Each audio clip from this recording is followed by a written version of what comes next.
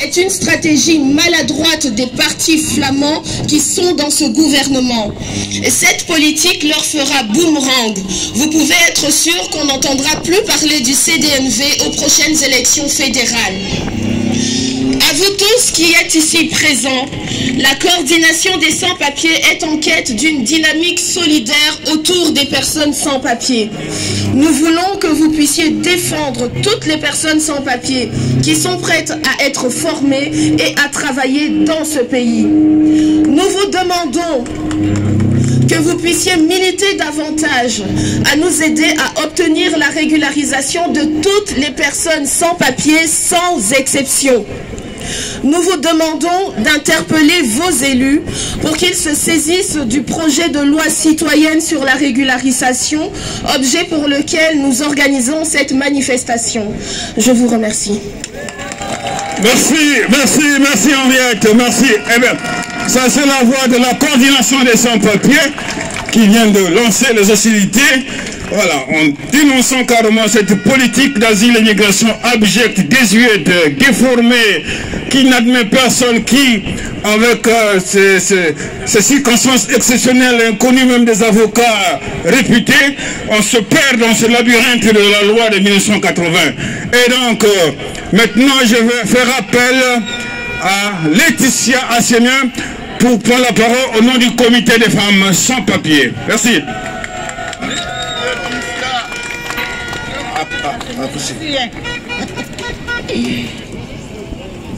Tu attrapes ou... Oui. Tu tiens le micro ou je le tiens? Bah, ok. Bonjour à tous. Je suis Laetitia, l'une des porte-paroles du comité des femmes sans papier. Je sais, je suis un peu trop grande de taille, donc tout le monde peut me voir. Alors, nous vous remercions déjà d'avoir pris part à ce rassemblement. Il y a des choses qui sont très importantes dans la vie et je suis sûre que vous ne perdez pas votre journée aujourd'hui parce que c'est une lutte qui est noble. Nous, femmes sans papier, prenons la parole du haut de cette tribune pour rappeler à toutes et à tous que le 8 novembre 2022, une loi citoyenne pour la régularisation et pour l'établissement des critères clairs, justes et permanents, signée par 35 000 citoyens et citoyennes belges, a été défendue par des sans-papiers au Parlement fédéral de Bruxelles. Une victoire pour nous, mais où en est-on maintenant? Alors l'heure est venue pour que ce projet de loi sorte des tiroirs afin qu'il soit examiné et soumis au vote.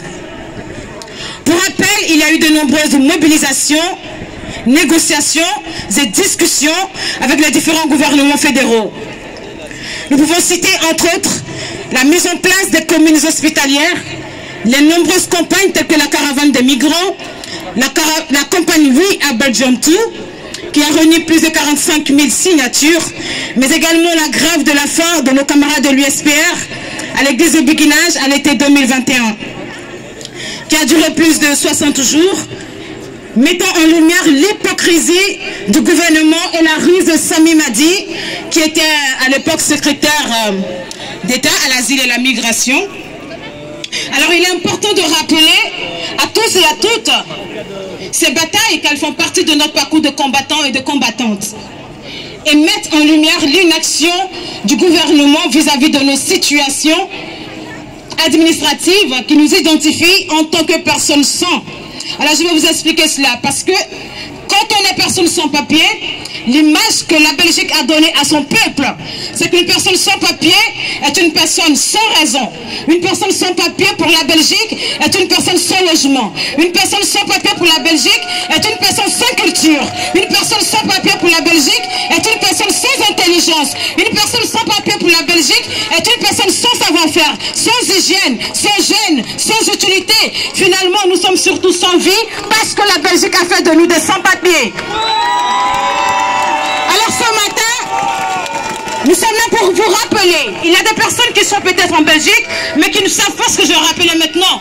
Il y a eu une loi le 15 décembre 1980, et cette loi est relative à l'accès au territoire, au séjour, à l'établissement et à l'éloignement des étrangers, toujours d'application jusqu'à ce jour. Nous parlons d'une loi qui date depuis 1980. Nous sommes en 2019.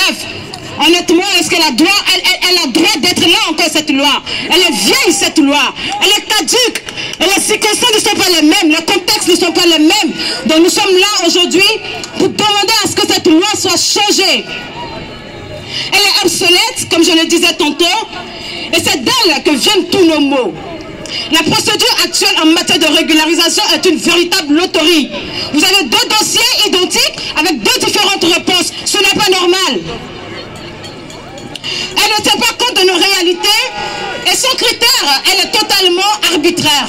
Nous ne demandons pas une régularisation massive parce que pour duper la population, il y a des députés qui ont l'audace de dire à leur peuple que les sans-papiers sont en train de demander une régularisation massive pour faire peur à leur peuple. Nous n'avons jamais demandé